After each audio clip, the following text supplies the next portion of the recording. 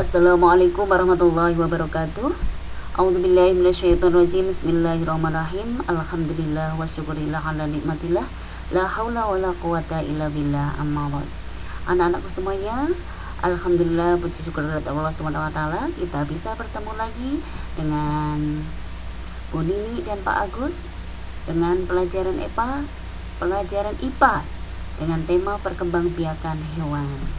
Baiklah anak-anakku semuanya, sebelum kita mulai pembelajaran pada hari ini, marilah kita buka dengan membaca basmalah bersama-sama. Bismillahirrahmanirrahim. Perkembangbiakan hewan secara generatif adalah perkembangbiakan dengan cara kawin. Perkembangbiakan generatif pada hewan ada 3 macam. Yang pertama dengan cara ovipar atau bertelur, yang kedua vivipar atau beranak, yang ketiga ovovivipar yaitu bertelur. Dan kita pelajari satu-satu, yaitu perkembangbiakan hewan secara ovipar atau bertelur. Ovipar ini berasal dari kata ovum, artinya bertelur. Jadi hewan ovipar adalah hewan yang berkembang biak dengan cara bertelur. Ovum yang dihasilkan oleh induk hewan yang sudah dibuahi oleh sel telur jantan akan menjadi zigot, lalu berkembang sampai menjadi hewan baru. Kemudian induk hewan akan mengeluarkan telurnya. Telur itu kemudian akan menetas menjadi hewan baru. Pembuahan pada hewan ovipar ini ada 2 macam, yaitu pembuahan secara internal dan pembuahan secara eksternal. Jadi satu persatu. Pembuahan internal yaitu pembuahan yang terjadi dalam tubuh induk betina. Contoh hewan ovipar dengan pembuahan internal adalah ayam, burung, bebek, dan penyu. Ini gambarnya sudah ada di bawahnya. Mungkin anak-anak semua sudah paham ya apa itu ayam, burung, bebek, dan penyu. Kita lanjutkan lagi, yaitu pembuahan yang secara eksternal, yaitu proses pembuahan atau bertemunya sel kelamin jantan dengan sel kelamin betina yang terjadi di luar tubuh induknya. Pada proses pembuahan yang terjadi di luar tubuh induk betina mengeluarkan sel telurnya keluar tubuhnya. Apa ayo, siapa yang tahu contoh hewan ovipar dengan pembuahan eksternal? Yaitu ikan dan katak. Anak-anak sudah tahu ya apa itu ikan dan katak.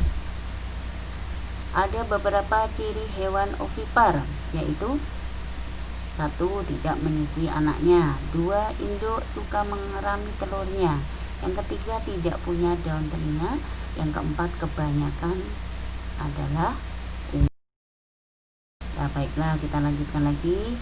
Perkembangbiakan secara vivipar atau beranak. Hewan yang masuk kelompok vivipar adalah hewan yang berkembang biak dengan cara beranak atau melahirkan. Hewan seperti ini dikenal dengan hewan mamalia atau menyusui. Induk hewan akan mengandung selama beberapa bulan dan melahirkan anaknya. Lamanya masa kehamilan ini berbeda antar setiap jenis hewan. Ciri-ciri umum hewan vivipar adalah 1. Menyusui anaknya. 2. Mempunyai daun telinga. Yang ketiga, daun tubuhnya ditutupi rambut dan tubuhnya ditutupi rambut. Contoh hewan vivipar adalah kambing, sapi, anjing, kucing, kelinci, dan sejenisnya. Anak-anak udah tahu semuanya ya. Yang terakhir kita bahas perkembangbiakan hewan secara ovovivipar, bertelur dan beranak. Hewan ini memang berkembang biak dengan cara bertelur dan beranak. Pembuahan terjadi dalam tubuh induk, lalu dalam tubuh induknya telur itu berkembang hingga menjadi hewan baru.